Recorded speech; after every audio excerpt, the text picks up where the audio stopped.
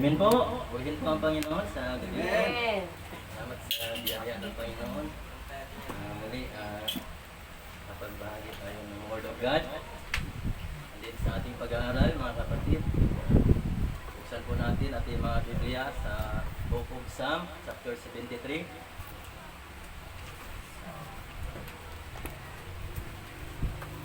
Basahin natin.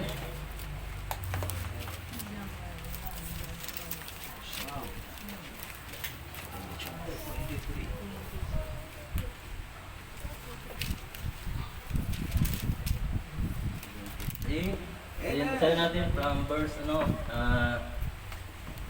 na lang to 17.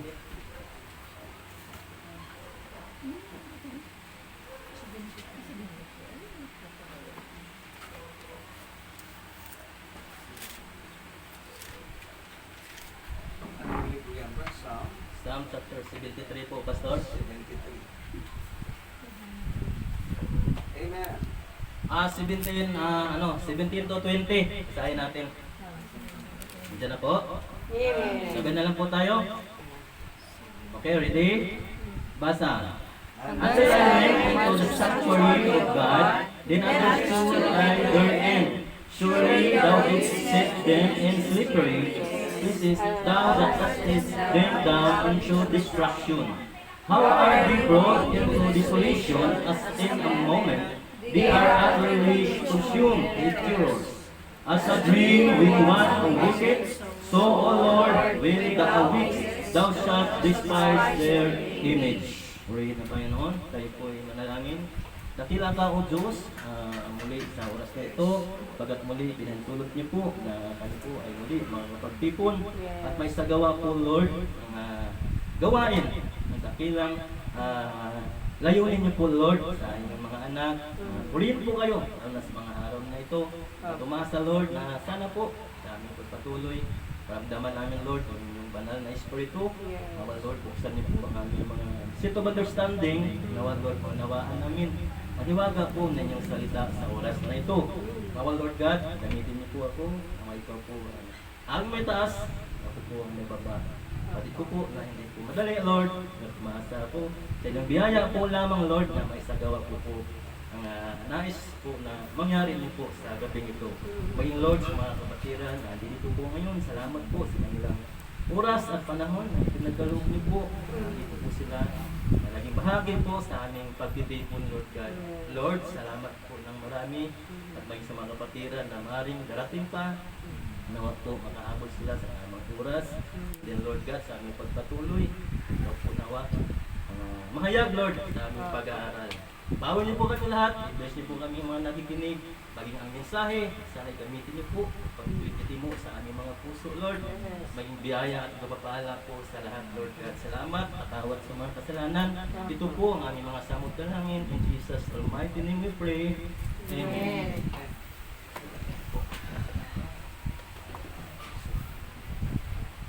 Amen po. Sa ating pag-aaral po, mga kapatid, ito po yung tinagatan ko po siyang God's temporary tolerance of the fools to prosper. Bali ito po parang lesson 2 po natin sa pag-aaral po natin nakaraan kung saan pinamagalan ko po siyang God's temporary tolerance of evil. Dito naman po, God's temporary tolerance of the fools to prosper. Na kung saan kinuha ko po sa series title natin na Tested but not forsaken. Mga kapatid, tested but not forsaken. Na porket at sinubok tayo, pero hindi po ibig sabihin na iniwanan o pinabayaan na po tayo ng Diyos. Ang purpose po nito ay po yung kung bakit po inaalaw ni Lord na ang mga evil po ay magpa-prosper. Kasi nga sa ating nakarang pag-aaral, pinalaki natin yung tungkol po sa wheat and terresters. Then, ayun nga po, sa ating pag-aaral, napag-alaman natin na, yun nga po, habang ang Panginoong Diyos sinagdating ng mabuting binhi, makita natin doon na mayroon din pong sumulpot ng mga masasama na siyang hadlang. Kaya nga, yung ating paglago bilang mabuting binhi, tayong mga mananampalataya ay napakarami pong hadlang. Kaya nga, makita natin doon, mga kapatid, na hindi po tayo dapat manghihina sa ating mga nakikita sa ating paligid. Sibatid po natin na yan po ay may layunin po ang Diyos. Kaya nga, temporary tolerance of God. Kaya nga dito, ito po nagsisimula yung ating series title na sinasabi ko kanina, Tested but not forsaken. Amen? Kaya dito mga kapatid, ulitin natin, sa nakaraang tinalakay natin kung bakit nga po ang Diyos ay pansamantalang nagpahintulot ng kasamaan na hindi dahil siya ay mahina o walang kapangyarihan o di niya nakikita yung mga kaganapan sa paligid. Hindi po iyon ang ibig sabihin. Kung hindi, dahil po siya ay mapagparaya. Diba? Hindi maring hindi siya nakialam, kundi dahil siya ay matyaga at may mataas na layunin. Kaya sa ating buhay mga kapatid, ang Diyos po may mataas na layunin. Nakaranas man tayo ng mga trials, Amen. pagsubok, huwag po nating isipin na ang Diyos ay lumayo sa atin. Kaya nga, tested but not forsaken. Dito nga po mga kapatid, nabuo yung simula na ating serye na yan nga, pinamagatan ko, tested but not forsaken. Ito ay nagpapaalala na kahit nga tayo ay sinubok, hindi ibig sabihin na tayo ay pinabayaan na ng Diyos. Ibig sabihin, yung trials po mga kapatid, yung suffering, ay hindi po yan aksidente. Amen? Yan po yung mga bagay na yan na pinitulot ng Diyos upang matuto tayo, patatagin, tumatag tayo, hanggang sa makita natin kung ano talaga, kung sino tayo talaga sa harapan ng Diyos. Yan po yung layunin ng Diyos sa ating buhay. Kaya dito, sa ikalawang bahagi mga kapatid ng ating pag-aaral, tatalakayin natin ngayong gabi, ito po yung isa sa mga realidad rin kung bakit madalas tayong nagtalaka, diba? Nalilito tayo, diba? Ganyan tayo eh. Pag nakita niyo sa ating paligid, bakit kami mga mananampalataya? Bayan kami naman nakakilala sa Diyos. Na bakit napag-iwanan ng mga taong wala sa Panginoon. Diba? Ito yung mga mga kadalasan napapansin natin na maring realidad talaga siya na nakikita natin sa ating paligid. Yan po yung tatalakayan natin ngayon. Yan po mga kapatid, na, di ba, napansin natin na para bagang yung fake, yung wicked, mga mapagpunwari, di ba? Tila umasinso while the faithful suffering. Nakita natin, di ba? Itong pangyayari yan eh. Itong mga pangyayari sa natin ngayon. Yung gobyerno natin, di ba? Yung mga kasinungalingan, nagtagumpay, di ba? Yumaman, napakarami nilang Pero, patid po natin na yan ay hindi kalooban ng Diyos. Yan po yung mga isa sa ating mga katanungan eh. Kung bakit ganun ang Diyos pinapahintulutan. Dito makikita natin yan mga kapatid kung ano po ang layunin ng Diyos. Ano po ang sagot ng Diyos. Dito, may mga pagkakataon talaga pati na, kumbaga, talaga natin may pagkaila eh. Minsan nanghihina na nga tayo, di ba? Mas mawalan tayo ng pag-asa. Eh wala nga ng Diyos sa atin. Parang baliwala yung ating mga paglilingkod. O hindi po dapat tayo makaramdam ng ganyan. Kaya nga dito sa ating pag-aaral, lalo tayong makita natin yung katatagan na sana maging baon sa atin pagkatapos ng ating pag-aaral. Na tayo nga talaga pala ay dapat magkaroon ng matatag, diba? Malakas na pananampalataya. Bakit? Mas pinagpala ng Diyos ng mga masama kaysa matuwid. Kaya, yung mga kasinungalingan, masinso, sabi ko sa inyo kanina, ay totoo naman. Pero minsan, tingnan natin kung ano talaga ang plano ng Diyos. Kaya dito, katulad ni Asap, si Asap kasi ang kwento dito mga kapatid. Ano ba itong si Asap?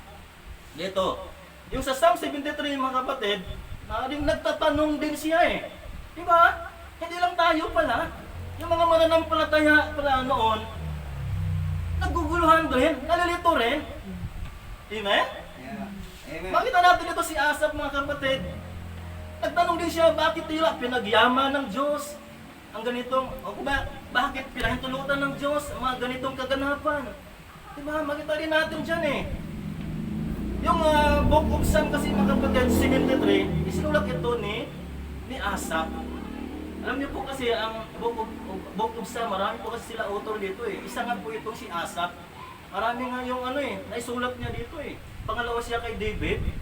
Dami niyang aklat na naisulat. Kaya dito mga kapatid, sino ba itong si Asap? Ito, matukayan natin mga kapatid, siya ay isang Levita na lingkod sa templo. Amen? Kasi pag sinabing Levita lingkod sa templo, nasa loob ng nakatira ito eh. Sa mga templo, sa panahon noon, alam po natin yung mga Levita eh. Kaya nga sa Book of Malakay, nagalit ang Diyos kasi nga hindi na sila nangihina yung mga mananampalataya, yung mga humina yung tax eh, humina yung tithes. Oo, kaya nagalit si Lord sapagkat ang mga Levita umaalis na kasi nga wala naman silang ibang inaasahan kasi talaga eh. Yung mga opereng noon, sila din ang kakain, doon sila nabubuhay. Oo, bukod sa tithes, doon din yun din ang kinakabuhay nila. Kaya ang nangyari, dahil nga humina yung yung opereng, ang mga Levita umaalis na. Wala naman silang taniman rin. Sila naghahanap sila ng makakain. Oo. Kaya nagalit si Lord. Kaya nga sabi ron, dalhin niyo ang pagkain sa aking bahay. Di ba sabi niya? Yan po yung mga Levita noon. Sila nakatila po sila sa templo. Isa nga po itong si Asaph. Siya ay siya sa loob ng templo. Siya ay isang musikero. Makita natin dito, manunulat siya, tapos musikero pa.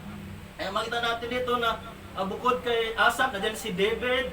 Marami sila eh. Sons of Korah, Solomon, Moses, si Heman, si Ethan, at saka yung iba pa, anonymous na.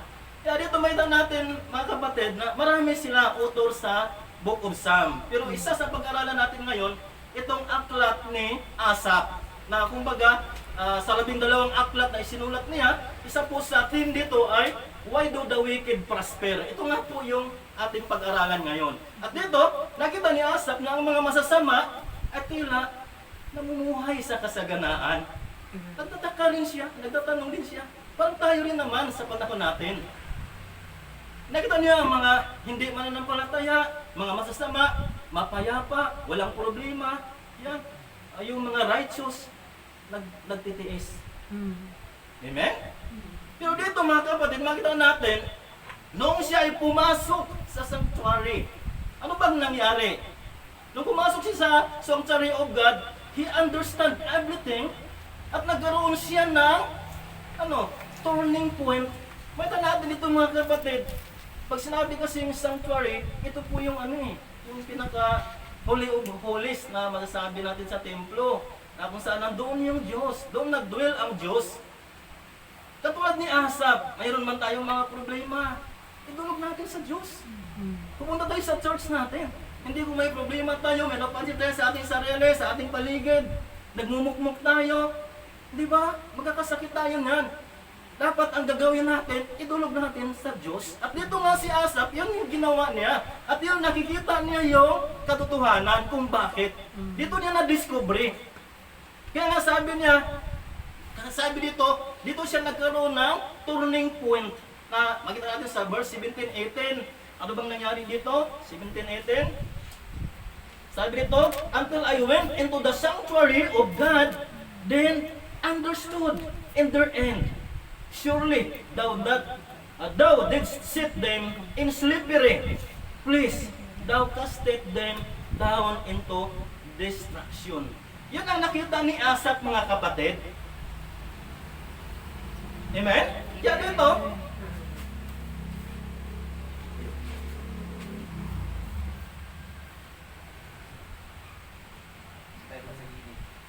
Ha? Ay, dito na.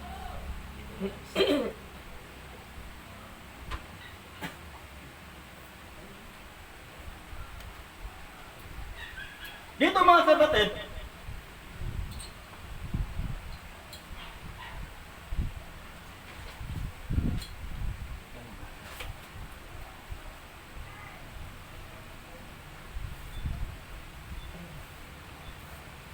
yan ang nakita natin.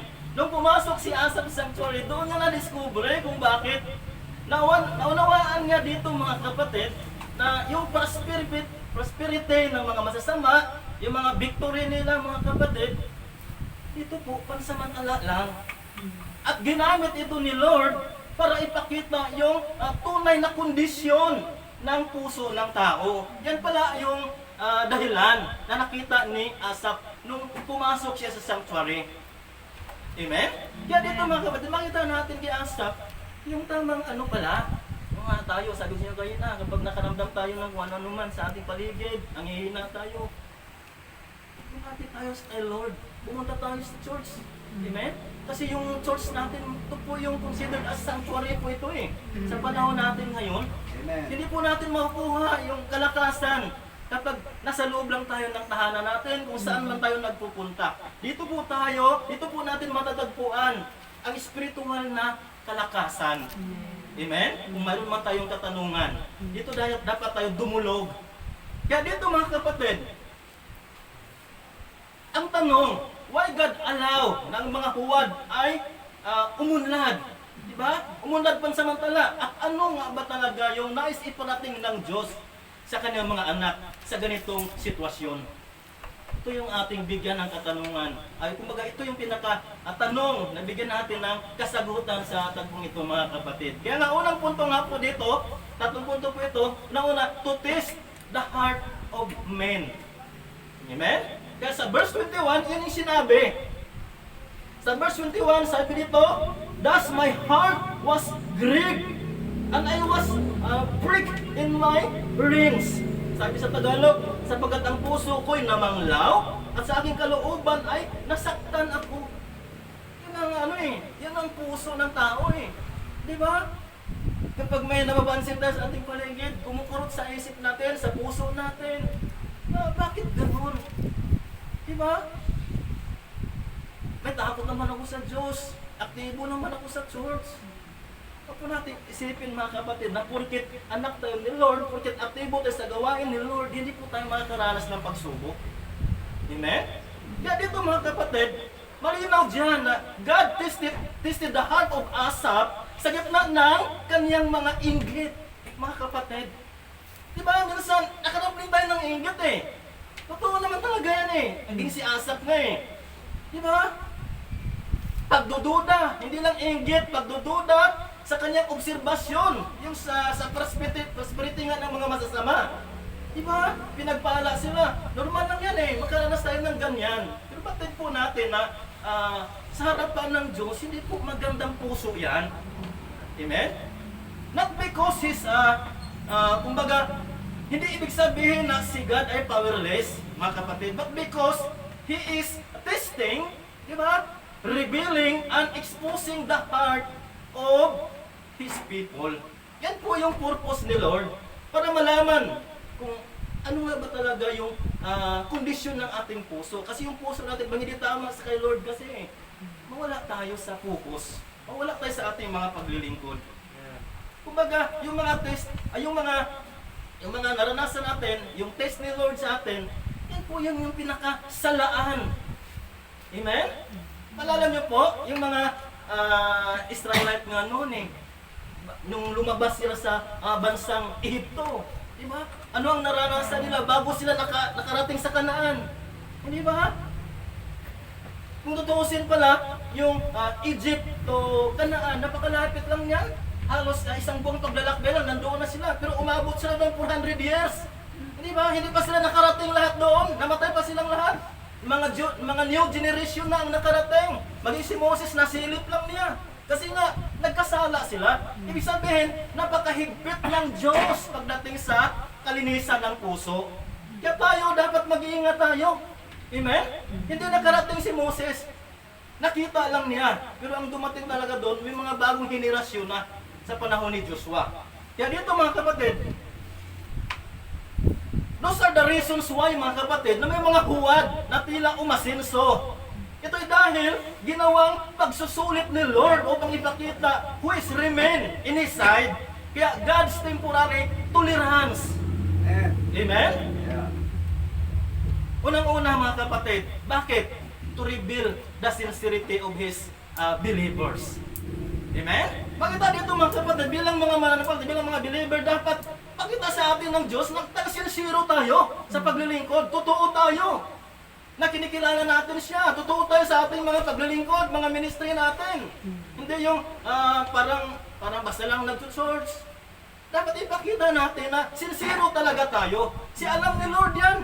Kung tayo ay nagkukunwari lang, alam ni Lord yan. Hindi nalilihim sa Kanya yan kung sino ka, anong posisyon ng puso mo. Kaya dito, to reveal the sincerity of His believers. Si Asaph mga kapatid ay may tamang puso sa harapan ng Diyos. Tingin mo sa verse 1. Yan dito, sabi dito sa verse 1, tunay na ang Diyos ay mabuti sa Israel sa mga malinis sa puso. Sabi niya, ibig sabihin, si Asaph, malinis ang kanyang puso sa simula. Amen? Yeah. Yan po yung mga kapatid. Katulad natin, mayroon tayong good heart bilang mananampalataya. Yan po yung ating tandaan. Pero katulad din tayo ni Asaph minsan. Amen? Halos gumuho yung kanyang pag-asa. Ganyan talaga tayo din eh. Halos madapa ang kanyang pananampalataya. Yun nga, dahil nakita niya yung pag-angat ng masasama. Sa verse 2 and 3, ang sabi dito, ngunit tungkol sa akin ang mga paa ko'y halos nahiwalay. Ang mga hakbang ko'y kamunti ng nangadulas. Sapagkat ako'y naghili sa hambog nang aking makita ang kaginhawaan ng masama. Malinaw dyan mga kapatid. Muntik nang madapa, muntik nang madulas ang kanyang pananampalataya. Kayong pananampalataya natin mga kapatid, napakamahalaga yan. Yan po yung nababakas yung ating paglilingkod sa Diyos, yung ating pananampalataya. Kapag mahina ang pananampalataya mo, mahina na rin yung presentation mo sa harapan ng Diyos. Marahil, di ka na mag-church, half day na lang.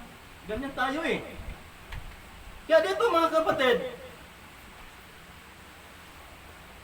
ito yung tamang picture mga kapatid, yung God's testing kung paano ma-reveal ang sincerity ng isang mananampalataya. Ito yung tamang pagre-reveal. Kaya nga, napakamahalaga sa Diyos rin na hindi maaari na porkit anak niya tayo, malaya na tayong gawin ang lahat. Di ba? Hindi ganyan si Lord. Dapat kung anak tayo, pinili tayo, niligtas tayo, dapat manatili tayo sa katapatan hanggang sa kanyang muling pagbabalik. Magtutuloy-tuloy talaga tayo. Kaya dito mga kapatid, alam niyo po, nabanggit sa inyo kanina, ba? Hindi sila nakarating. Pakita natin yung mga Israelita. Sa panahon naman talaga din nila, talagang ganyan sila eh. Yung paulit-ulit yung routine ng buhay nila, di ba? Nagkasala sila, tapos pinapalo sila ni Lord, sinubok sila. Again, maging babait na naman sila. Tapos pagkatapos, andoon na naman. Di ba? Paulit-ulit lang eh. Ganun naman din tayo eh. Di ba? Larawan natin yan eh. Yung pinapakita doon, typology yun yan ng isang Kristyano. Tayo, kahit gaano naman tayo tapat sa Panginoon, magtapat lang naman tayo minsan pagka may pagsubok tayo. Di ba? Pag may problema tayo, Lord. Pero kung wala naman, masagana tayo. Alos nga, hindi na makilala si pastor. May mga ganyan eh. Oo. Isa, masalubong na lang ng kapatiran. Hindi na mamamansin. Kasi mapira na eh. Siguro, tagumpay na. Professional na. May mga ganyan eh. Maraming mga young people natin. Gumraduate na pero nawala sa gawain. Bakit ganyan? Yan nakakalungkot. Kung kailan pinagpala na, binigay na ni Lord yung pinagpipray ni pastor, wala na. Nakalimutan na. Tandaan natin mga kapatid, kapag gawin natin yan, ang una natin kinalimutan, hindi ang church, hindi si pastor, kundi si Lord. Yan ang nakakatakot. Kapag wala na si Lord sa buhay natin. Yan, dito mga kapatid,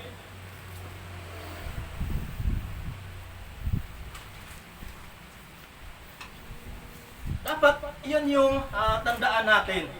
Yung genuine believers mga kapatid, nanatili yan sincero sa kanyang pananampalataya. Sa kabila ng mga uneven, yung mga injustices na nakakita sa paligid, kahit gaano man yung katindi, nanatili pa rin kay Lord yan. Yan yung tamang Kristiyano, yung tamang mananampalataya.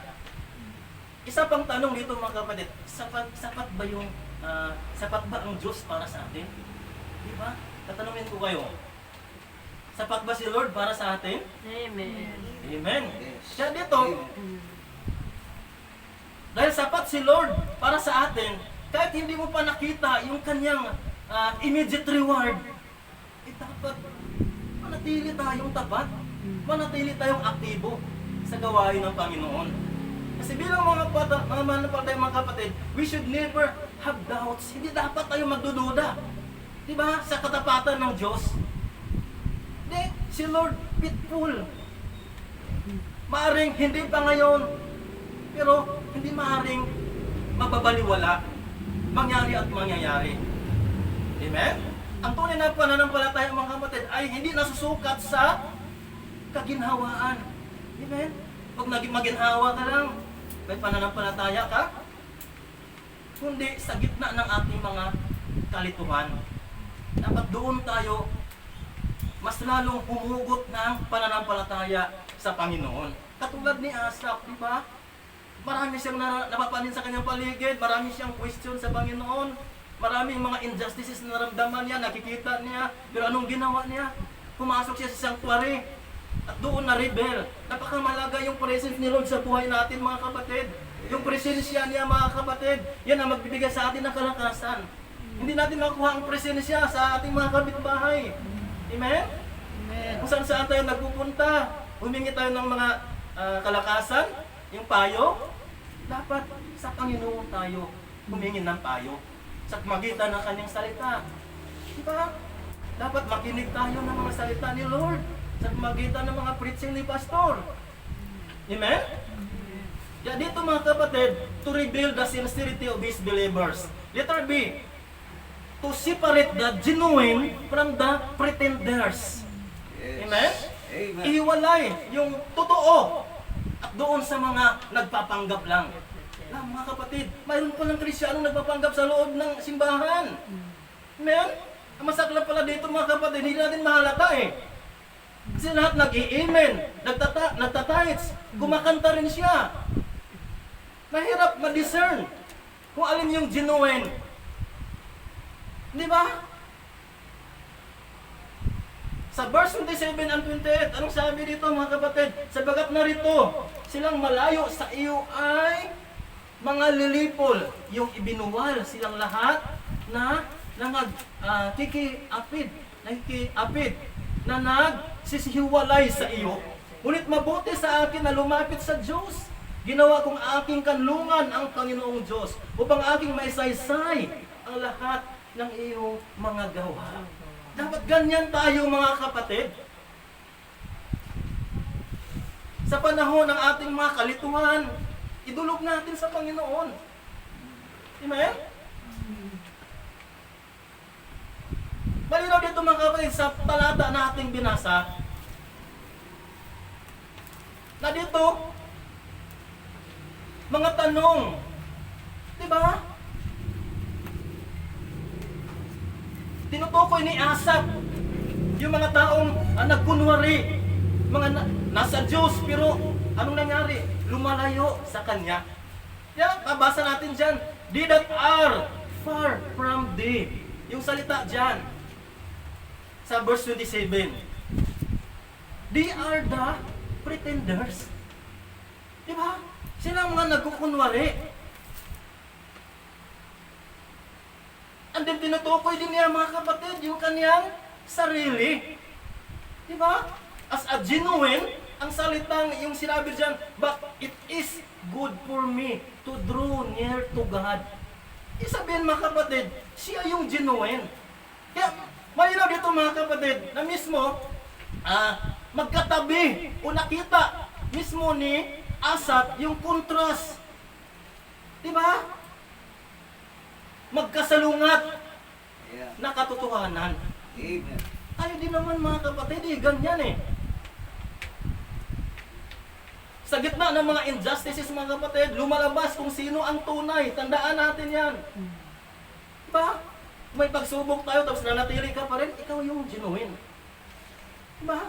Pero kung mayroon kang pagsubok, disappointment sa loob ng church, tapos nawala ka, ay, ikaw yung pretender. Tandaan po natin yan. Ang pretender, mga kapatid, sila po yun. Sila yung nag-serve lang dahil may ina-after. Maaari may mga blessing, di ba? Nung pinagpala pa, nag-serve, aktibo. Mayroong mga ganyan eh. Pero ang genuine mga kapatid, tandaan natin, naglilingkod because he loved God Yeah. and not gain. Hindi yung pakinabang ang habol niya, kundi ang Diyos. Yung relasyon niya sa Panginoon. Yun yung dahilan kung bakit siya aktibo, kung bakit siya nagbabakita ng katapatan sa Diyos. Relasyon. Isa lang ang malinaw dito mga kapatid, the prosperity of the wicked ay parang salaan yan ng Diyos. Upang makita niya yung kung sino talaga ang nasa kanya. Yeah. Naintindihan ninyo? Amen. Amen. At bakit nga niya kailangan gawin yon? Letter C mga kapatid. To expose the hidden motives. Amen? Verse 15 and 17. Anong sabi dito mga kapatid? Hanggang sa ako'y pumasok sa sanctuaryo ng Diyos, ay aking nagulita ang kanilang huling wakas. Tunay na iyong inilagay sila sa mga madulas na dako. Iyong inilugmok sila sa kapamakan. Ito yung na-discover niya mga kapatid. To expose the hidden motives. Makita natin ito mga kapatid, sa loob ng sanctuary, na-expose ang tunay na laman ng puso ni Asaph, mga kapatid. Kaya dapat dito sa church, ma-expose yung problema natin dito. Magpahayagan tayo ng mga problema dito. Di ba? Isumbong natin kay Lord. Tapos, i-share natin sa mga kapatiran. Para makikita yung magandang yung magandang advice. Di ba? Ano ang na-expose sa kanya mga kapatid? Hindi lang siya naiinggit, kundi gusto din pala niyan maging tulad ng masama. Di ba? Dahil nakita niya na sila ay maginhawa. Parang ganyan din ang naramdaman natin kapag nangihina tayo. Yan si Asaph yan yung naramdaman niya. At dahil dito mga kapatid, God exposed the motive. Ano ba talaga ang nasa puso mo? Diyos ba ang hinahangad mo o ang prosperity ng masama? Dito natin makikita mga kapatid. Kaya mag-iingat tayo mga kapatid. Yeah. Ulitin ko mga kapatid, mahalaga po ang sanctuary, mahalaga po ang church, mahalaga po ang presensya ng Panginoon. Mahalaga po na dumulog tayo sa Diyos. Mahalaga po na dumulog tayo sa gawain, sa church natin, pagka may problema. Bakit? Dito nga po yung lugar ng dwelling place of God.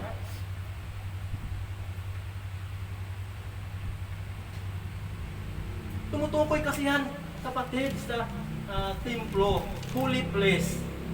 Kaya dito mga kapatid, God's presence, ito yung tamang place na dapat dito natin isuko ang bigat na ating daladalang mga problema. Only God, siyang nakakaalam sa laman ng ating mga puso, mga kapatid.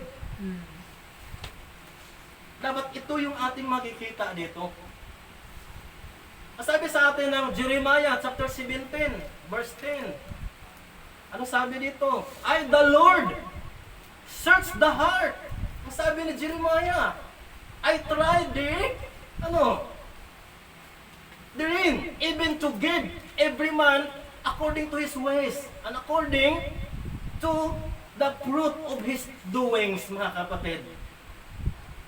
Dahil dito sa talatang ito, mga kapatid, dito, yung test ni God, nasabi niya, I the Lord search the heart. Siya lang kasi ang nakakaalam Di ba? I-search ba yung puso mo? Sa mga kaibigan mo? Kung saan ka nagpupunta, baga may problema ka? Bakit hindi sa Panginoon? I the Lord search the heart. Ang sabi ng Jeremiah 17:10. Bakit po? Because our heart, mga kapatid, ay evil, masama. At si God lang talaga yung nakakakita at nakakaalam nito. Kung magkita natin sa sa verse 9, kung i-atras mo yung pagbabasa natin sa verse 10, di ba? Jeremiah 17:10, Jeremiah 17:9, magkita natin dyan na ang puso ng tao ay evil. Yung ang salitang search dito, mga kapatid, ito ay tumutukoy sa masusing pagsisiyasat. Ibig sabihin, mga kapatid, talagang mahigpit si Lord, mga kapatid. Diba?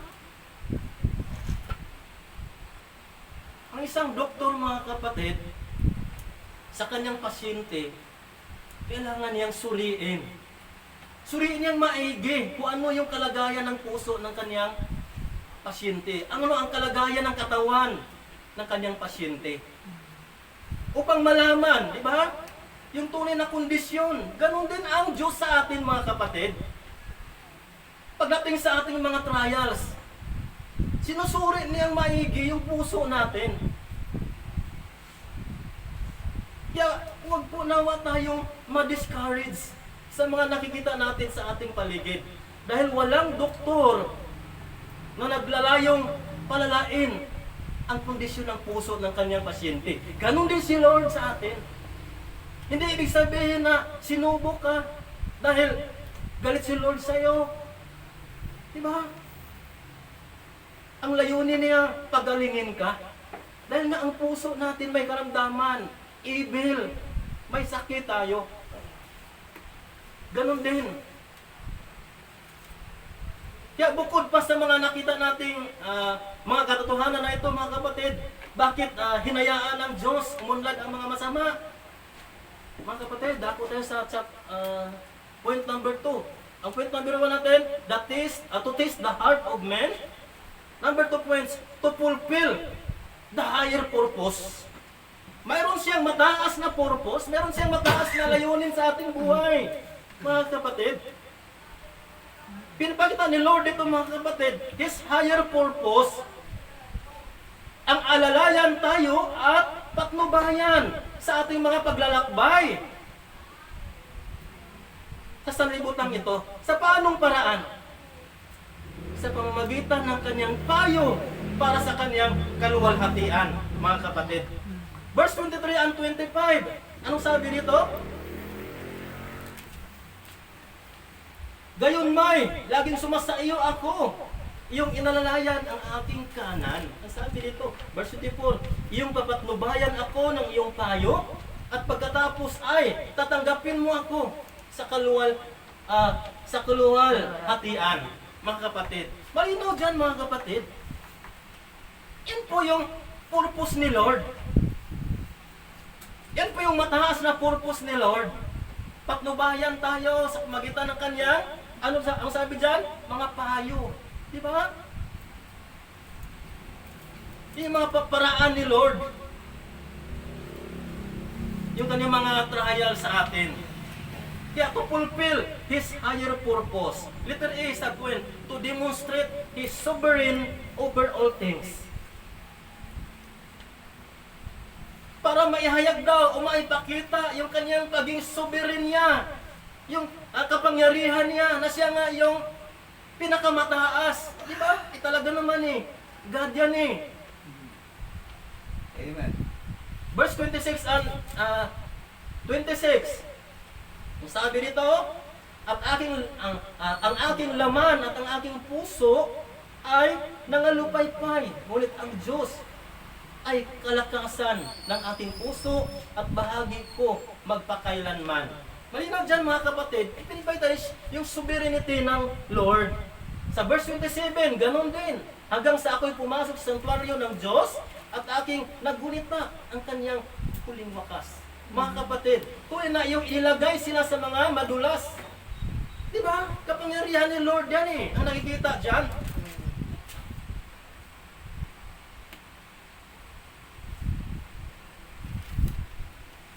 God will control the destiny of both the righteous and the wicked. Siya ang may control sa atin mga kapatid. Righteous ka man, wicked ka man, nasa ilalim tayo ng control ni Lord. Kaya huwag po tayong mainggit sa kanila. Manatili tayong tapat sa Diyos. Sa madaling salita mga kapatid, even a devil, di ba? Cannot overcome his power. Hindi siya exempted.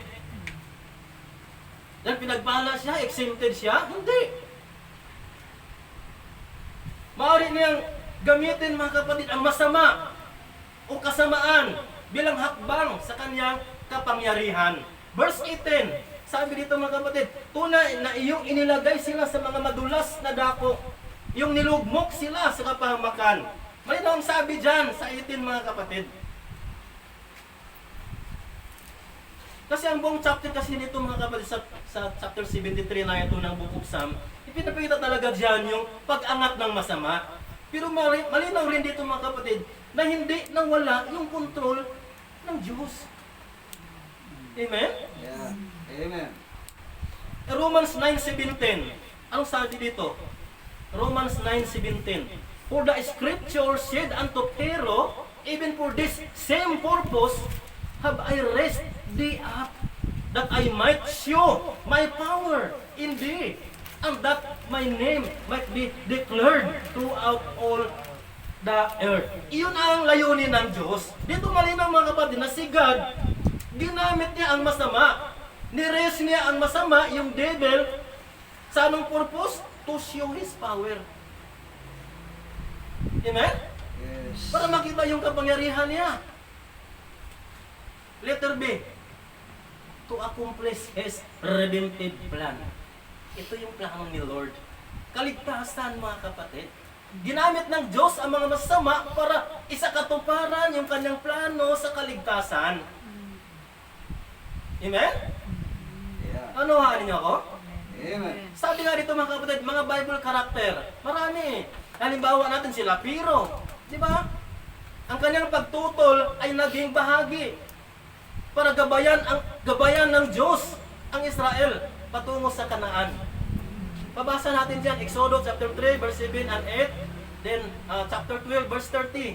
Wala natin oras eh, mahaba na masyado. Kung basahin natin yan, basahin ninyo yan, makita natin dyan kung paano sila inalalayan ng Lord nung inilabas sila sa bayan ng Egypto. Ginamit ni Lord ang kasamaan ni Pharaoh. Amen? Isa pa, Joseph's brothers. Di ba? Mga kapatid ni Joseph, di ba? Ano bang ginawa nila kay Joseph? Ibininta nila. Yeah. Di ba? Hanggang nakarating si Joseph sa Egypto. At doon, naligtas ang mga Israelita dahil sa pangyayaring yun. Naging daan yun. Kaya ginamit ni Lord yung kasamaan para mahayag yung kapangyarihan niya. Amen? Yeah. Typology yun ng kaligtasan natin sa panahon ngayon sa New Testament. Genesis chapter 30, basa natin yan. Ikatlo, si Herod. Diba? Ano ba ginawa ni Herod? Yung kanyang pagpatay sa mga sanggol. Diba? Ay naging bahagi ng pagdating ng Misaya. Mangyari kayang Misaya na darating? Diba? Kung hindi nangyari yon, ay papatay niya lahat ng sanggol. Matthew chapter 2, mababasa yan. Si Jude, ano bang ginawa ni Jude? Si Judas. Yung kanyang betrayal mga kapatid, ay naging bahagi sa katubusan ng tao mula sa kasalanan. Diba? Ginamit ni Lord yan eh. Plano na ni Lord yon.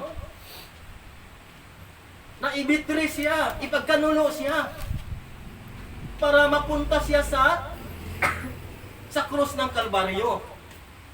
Di ba? Si Pilato, ganun din. Ang kanyang paghatol kay Jesus ay naging daan din sa katubusan. Kaya mga kapatid, ano mang naranasan mo ngayon, manatili ka sa Diyos. Amen. Malinaw dyan, oh. Mga masasama ginamit ni Lord. Kaya malinaw yung mga nasa labas, pinagpala man sila. Wala sila kay Lord. Ginamit din sila. At ilan lang yan mga kapatid, marami pa. They are all wicked na ginamit ng Diyos bilang instrumento to accomplish God's redemptive plan, mga kapatid. Yan yung plano ng Diyos. Kung bakit tayo nakaranas ng paghihirap, na tayo nga mananampalataya, pero yung wala sa Diyos, umaasinso, masagana, maluwag ang pamumuhay. Yan tayo manatili tayo sa katapatan. Sila ay, makita natin yung mga tao na nabanggit, mga kapatid, sila ay nagbigay daan sa krus. Diba? Sa krus ni Jesus, para maganap yung katubusan. Amen? Yeah. Amen. Kaya number 3, points natin mga kapatid. Malapit na. Una, to test the heart of men. Number 2, to fulfill His higher purpose. Number 3, to expose their end and exalt His justice, mga kapatid. Dito mga kapatid, ang pag-unlad ng kasinungalingan ay parang bula. Amen? Di ba ang bula? Mabilis umangat, pero mabilis rin pumutok. Pag pumutok, wala na talaga. Amen? Ang bula, napapansin ninyo? So dapat matakot tayo mga kapatid. Matakot tayo sa biyaya na hindi dumaan sa proseso ng Diyos. Kaya huwag natin kainggitan sila. Yeah. Amen? Amen. Hindi dumaan sa proseso ng Diyos. Pinagpala mo sila sa sanlibutan ito. Malinaw ang sabi ng Bible eh. All blessings are coming from above. Hindi ba?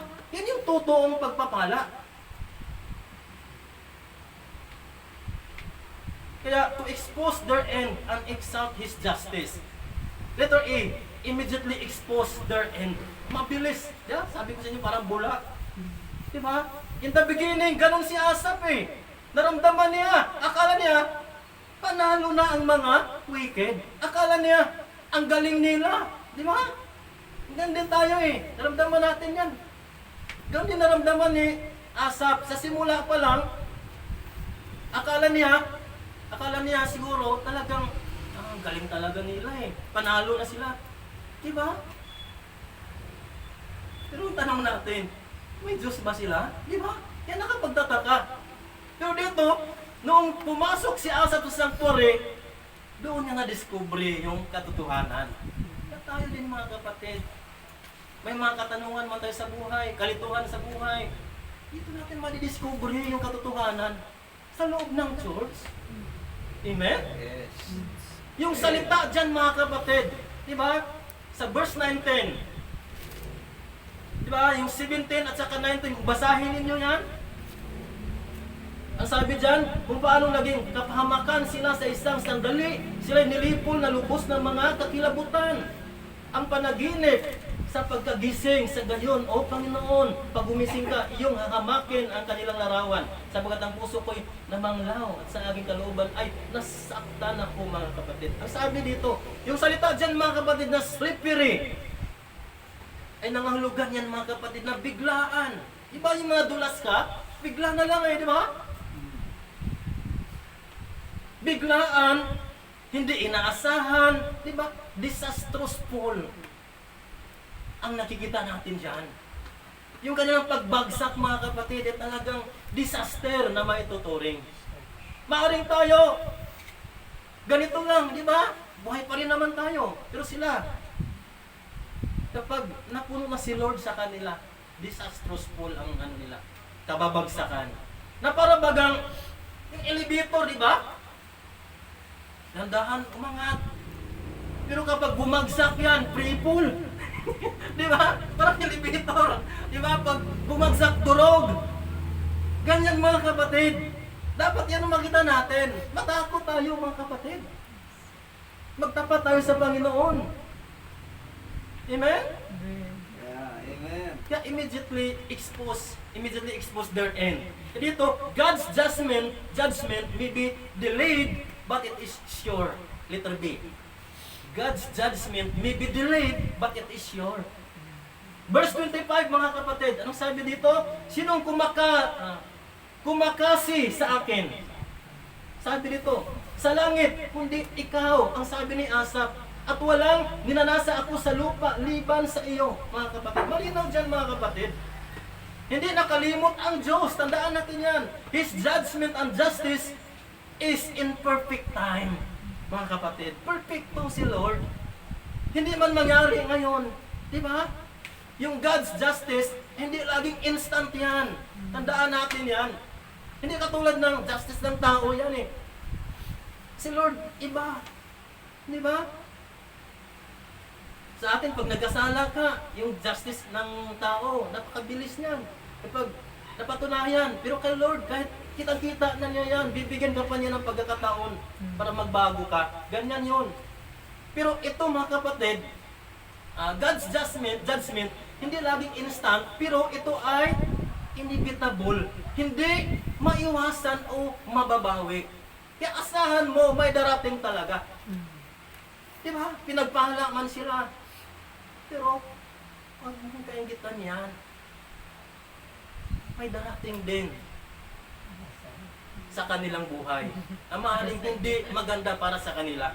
Sabi sa atin ng Ecclesiastes chapter 8 verse 11. Anong sabi rito? Ecclesiastes chapter 8 verse 11. Because sentence against an evil work is not executed speedily. Malinaw eh. Hindi madali eh. Hindi madali yung pag-execute. Yung sentensya ni Lord. Therefore, the heart of the sons of men is fully set in them to do evil. Diba? At tuloy pa rin silang gumagawa. Akala nila, panalo na sila. Akala tama sila. Diba? Ibig sabihin, dahil hindi agad hinatulan ng Diyos ang masama, akala nila, ligtas na sila. Ngunit sa verse 19, anong sabi dyan? Kung paanong naging kapahamakan sila sa isang sandali, sila'y nilipol na lubos ng mga kakilabutan. Mga kapatid, tandaan natin yan. Wala pala silang lusot.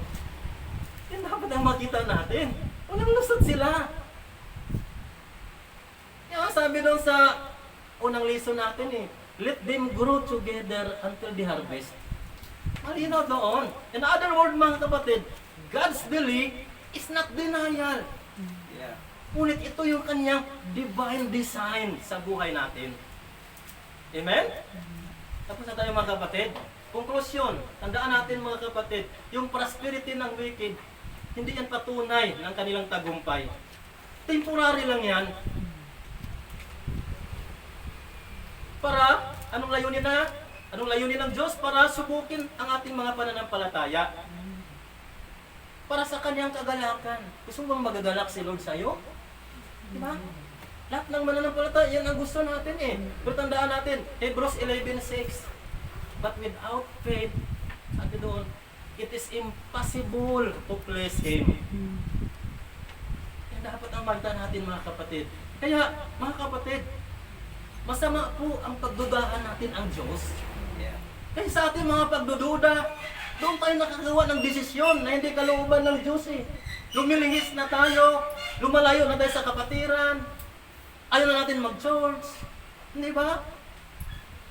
Tandaan natin mga kapatid, ang pangako ni Lord, tayong mga totoo ay may katiyakan sa tagumpay. Yan yung panghawakan natin mga kapatid. Kaya dapat attitude to change natin, huwag hayaan ang yung ating kahinaan Yes. na magpatalo tayo. Di ba? Mahina tayo eh. Pero huwag natin hayaan matalo tayo. Kumanto ube, manatili sa katapatan. Amen? Manatili ba tayo? Example to palo, gayahin si Asaph. Hanapin ang presensya ng Diyos. Di ba? Yan yung kumanto palo. Sin to confess, promise to claim, attitude to change, command to obey, example to follow. Mga kapatid, yan po yung mensahe ni Lord sa gabing ito mga kapatid. Hanapin natin si God sa gitna ng ating mga katanungan. Huwag po nating dibdibin. Huwag po nating panatilihin sa ating puso. Amen? Amen. Yes. Yan mga kapatid, tapos na tayo. At tatawagin ko po si Pastor Willie. Purihin po ang Panginoon sa gabing ito. Amen.